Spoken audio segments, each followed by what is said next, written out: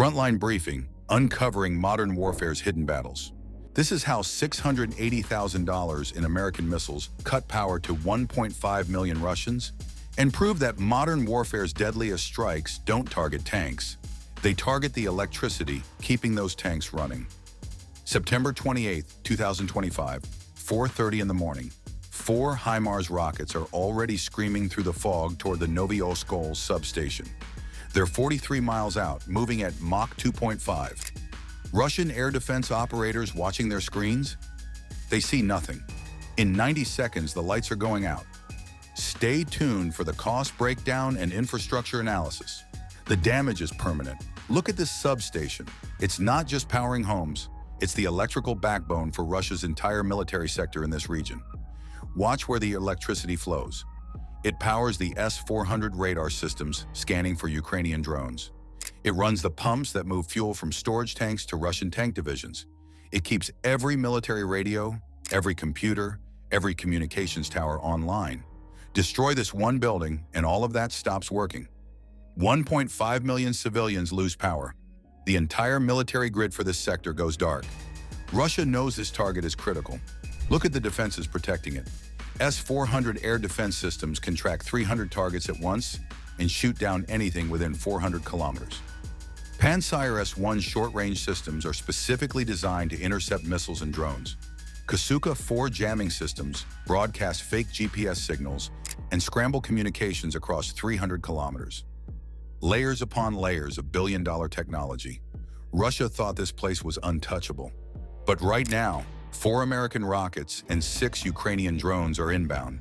The missiles, GPS-guided, 200-pound warheads designed to punch through 12 inches of concrete. The drones, 1 Shark reconnaissance drone with a thermal camera that sees through fog, plus 5 cheap kamikaze drones loaded with electronic countermeasures. Ukrainian intelligence found something critical. Every defensive system has a weakness. Every billion-dollar radar has a blind spot. Every sophisticated computer can be overwhelmed. Watch what happens when you exploit all of them at once. In electronic warfare, the best weapon isn't what you fire, it's what makes your enemy look the wrong way.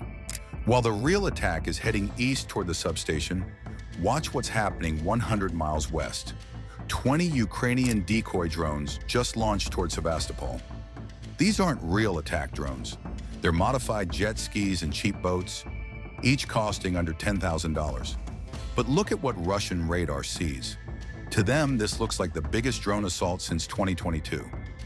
20 contacts moving in formation, broadcasting the exact radio signatures of real attack drones. Russia has to respond to this. Watch how the deception works. These fake drones are following real attack patterns, spreading out, converging on targets, and even doing evasive maneuvers. Some are carrying heat sources that make them look hot on infrared cameras.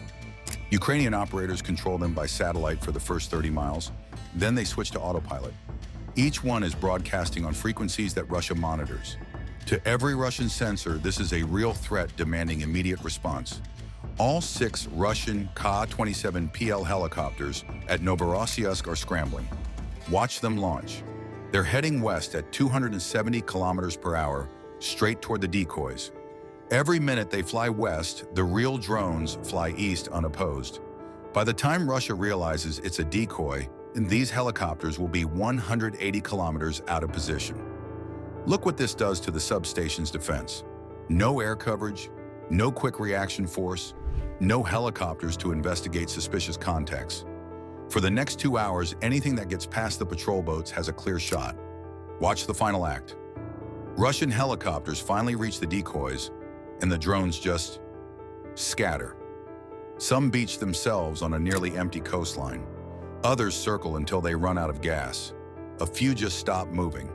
None of them try to actually hit anything. Mission accomplished. The helicopters spend another hour hunting stragglers, burning fuel, wasting ammunition on targets that cost less than the bullets being fired at them. When they finally turn back, they're 180 kilometers away, half their fuel is gone, and the real attack is still coming. Between launch and target, 4 walls. Watch how Ukraine breaks through each one. Barrier 1, the jamming wall. This is the Kasuka-4, a $50 million electronic warfare system. Watch what it does.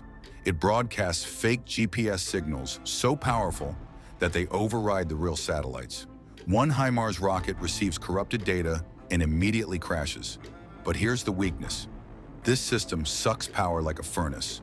Run it at full power for more than 15 minutes, and it has to shut down to cool off. While the Kasuka jams high-altitude signals, the Shark drone is flying too low. It's beneath the jamming layer.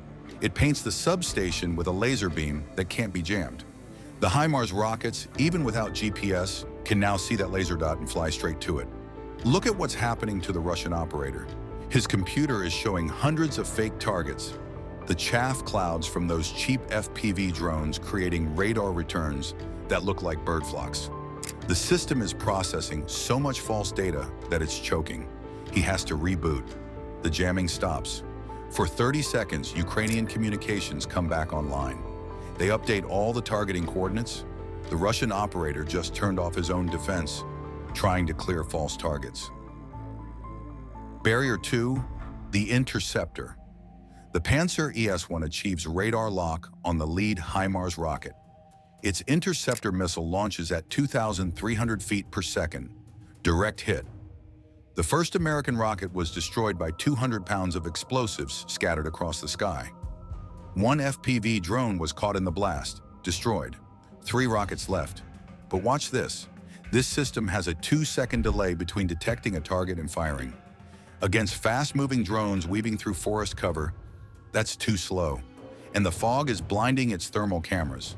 And rolling hills create radar shadows that the Pantsir literally can't see through. Watch what the Ukrainian drones do. They drop thermal flares, each one burning hotter than a car engine. The Pantsir starts shooting at flares instead of actual threats. Meanwhile, the Shark drone hides behind a hill, staying invisible to radar while keeping its laser locked on the target. The second rocket receives updated coordinates and adjusts by half a degree. The Pantsir is running low on ready missiles, wasting shots on $50 flares. Barrier 3, the big gun. This is the S-400 Triumph, Russia's most advanced air defense system.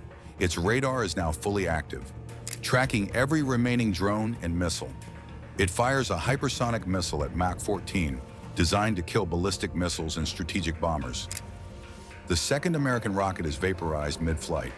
No explosion, just a silent flash, then nothing. 2 rockets down, 2 to go.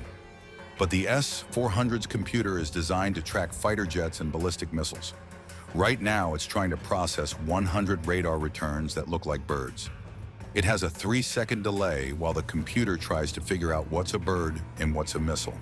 That's an eternity when missiles are moving at Mach 2.5. The Russian command thinks they've won.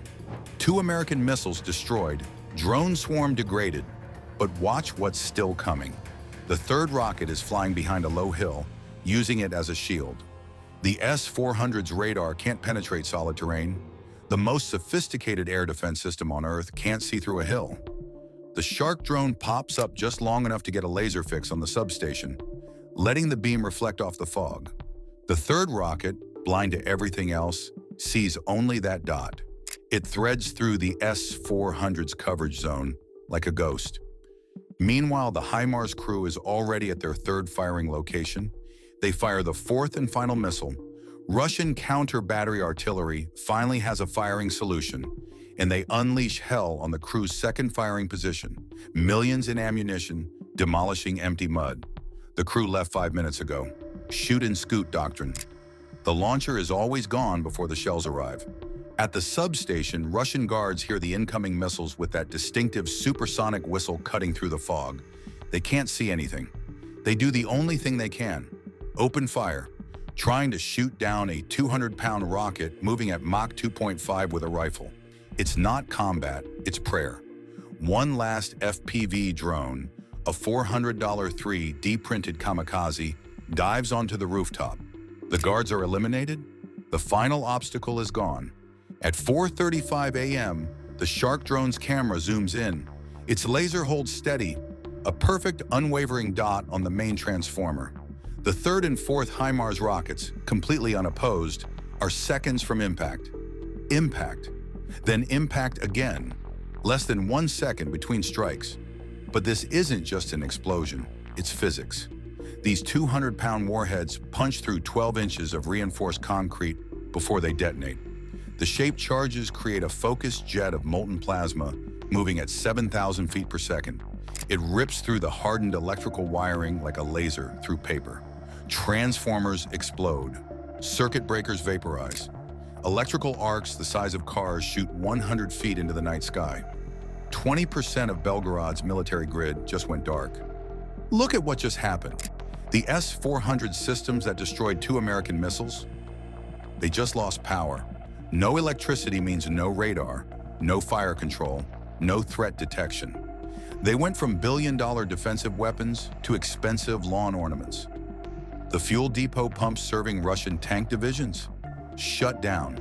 Without power, fuel stays trapped in storage tanks. Tanks can't refuel. Military communications infrastructure, dead. Every encrypted radio network, every satellite uplink, every command system, all dependent on grid power, just went silent. Now look at the math. Ukraine spent 4 GML as rockets at $170,000 each. That's $680,000 total, plus 6 cheap drones. Russia's losses? The substation alone cost over $500 million to replace, minimum 12 months to rebuild. But here's the bigger number, 1.5 million civilians without power. And this is happening in September. Winter is coming. Peak electrical demand season, backup systems can't handle sustained load. Return on investment, 735 to 1. That's not just cost asymmetry, that's economic warfare. This isn't random. Look at the pattern. Throughout 2024 to 2025, Ukraine has systematically hit Russian energy infrastructure. 16 oil refineries struck. Over 1 million barrels per day of petroleum production were lost. Each attack forces the same choice. Russia can harden all critical infrastructure, prohibitively expensive, or accept continued vulnerability. Every air defense system protecting a power station means 1 fewer system protecting frontline forces. And the timing? September strikes mean maximum damage when winter electrical demand peaks and reconstruction is most difficult. Look at why winter timing matters. September, temperatures start falling. October, freezing conditions. November, peak heating demand. Destroy major substations in autumn, and you maximize stress on backup systems right before the coldest months. Civilians demand power for heating. The military needs power for operations. Resources compete, and reconstruction timelines double in winter weather conditions. The calendar itself becomes a weapon. Here are the 5 tactical lessons. 1. Electronic warfare systems have thermal limits. The Kasuka can only broadcast for 15 minutes before overheating. 2.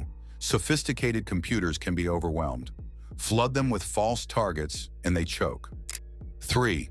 Terrain beats technology. Even billion-dollar radars can't see through hills. 4. Shoot and scoot works. The launcher is always gone before counter battery arrives. 5. Layered defenses create windows. Coordinate your attacks to exploit each system's recovery period. But here's the strategic shift. You don't need to destroy tanks if you can't fuel them. You don't need to engage air defense if you blind it by cutting power. You don't need to jam communications if there's no electricity to run them. Ukraine just proved infrastructure equals capability. Cut the power, you cut everything that the power enables. No power equals no radar. No power equals no fuel pumps. No power equals no communications. That's not collateral damage. That's the entire strategy. Watch Russia's impossible choices. Harden all substations. Massive cost, dispersed resources, weaken front lines, increase air defense coverage, fewer systems protecting combat forces, relocate critical infrastructure, operational disruption, years of construction, accept vulnerability, continued attacks, economic bleeding. Every choice produces negative outcomes. Defending everything means defending nothing effectively. That's the paradox Ukraine is exploiting. Final score. Ukraine, $680,000 in munitions, 6 drones and 2 rockets lost to enemy fire. Russia, One major substation destroyed beyond immediate repair, 20% of the military grid offline for a minimum of 12 months. 1.5 million civilians without power, fuel operations halted, ACE-400 systems non-operational, communications severed, estimated replacement cost exceeding $500 million. 735-to-1 return on investment. In modern warfare, the strategic target isn't the weapon system, it's the electrical substation powering it. Ukraine proved that precision strikes on energy infrastructure eliminate military capability without engaging forces directly. When the power goes out, radar goes blind, fuel stays trapped, and communications die. $680,000 in missiles eliminated $500 million in infrastructure and paralyzed an entire sector. When you control the energy, you control the battlefield. Was this perfect tactical execution or exploitable system flaws?